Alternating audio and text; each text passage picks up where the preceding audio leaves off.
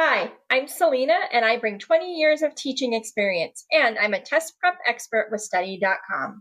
If you're preparing for the FTCE Family and Consumer Science 6 through 12 052 exam, you're in the right place. In this section, we're focusing on knowledge of clothing, textiles, and technology. Everything from fabric types to industry standards and tools. Let's break it down in a way that's simple, clear, and built for success. Let's get started.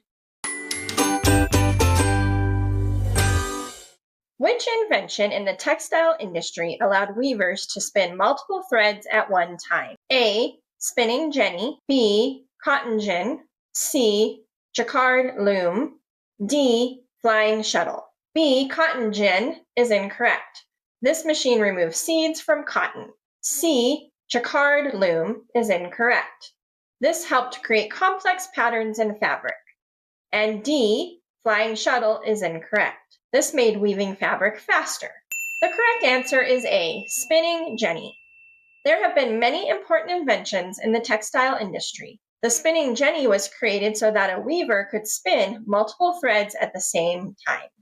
Which type of machine would a manufacturer use if it needed to create a strong backing behind a piece of material and join the material and the backing together with yarn? A. Knitting machine. B. Spinning machine. C. Tufting machine. Or D. Finishing machine. A. Knitting machine is incorrect. This makes fabric by looping yarn together. B. Spinning machine is incorrect. This turns fibers into yarn. And D. Finishing machine is incorrect. This is used after the textile is made. The correct answer is C. Tufting machine. Textile manufacturers will use tufting machines to secure fabric or a textile to a sturdier piece of material. Such materials are joined via yarn passing through the backing. Julianne has begun to make her own fabrics, which she plans to use to create homemade clothing. If Julianne is only interested in using plant-based fabrics, which of the following fabrics could she use? A. Jute. B. Leather. C. Silk. Or D. Cashmere.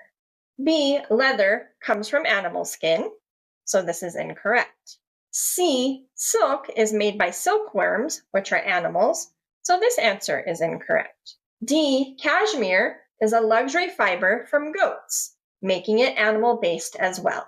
So this answer is incorrect. The correct answer is A. Jute. Of the given fabrics, only one is plant-based. Silk, leather, and cashmere are all animal-based fibers, as they are created using animal hairs or skins. Jute, on the other hand, is a plant-based fiber that comes from the jute plant. It is a durable and sustainable material that can be compared to bamboo in terms of its qualities. Which of the following best describes the purpose of the Textile Fiber Products Identification Act? A. To guarantee the use of proper technology to manufacture textile products. B. To increase the production and sales of synthetic fiber textile products. C. To fund research focused on developing new synthetic fiber textiles for future use. Or D. To ensure the materials used to make textile fiber products are clearly and correctly labeled. A. To guarantee the use of proper technology. This is incorrect because the law isn't about how textiles are made or what technology is used. B. To increase the production and sales. This is wrong because the law doesn't focus on promoting or increasing sales. C. To fund research. This is incorrect because the Act doesn't give money for research. That's not its purpose. The correct answer is D. To ensure the materials used to make textile fiber products are clearly and correctly labeled. The Textile Fiber Products Identification Act mandated that producers of fiber products labeled materials used to make the products. The Textile Fiber Products Identification Act also standardized the names used for various fibers and required the materials to be listed in order of percentage of total materials. Additionally, manufacturers are required to identify themselves on their products. Thus, the correct answer is to ensure the materials used to make textile fiber products are clearly and correctly labeled.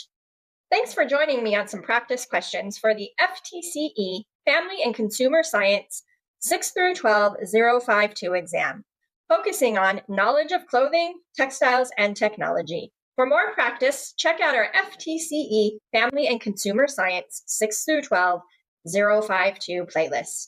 And for even more detailed practice, strategies, and customizable study materials, head over to study.com and check out our FTCE Family and Consumer Science 6 through 12 test prep course. Those who use study.com boast a 92% pass rate.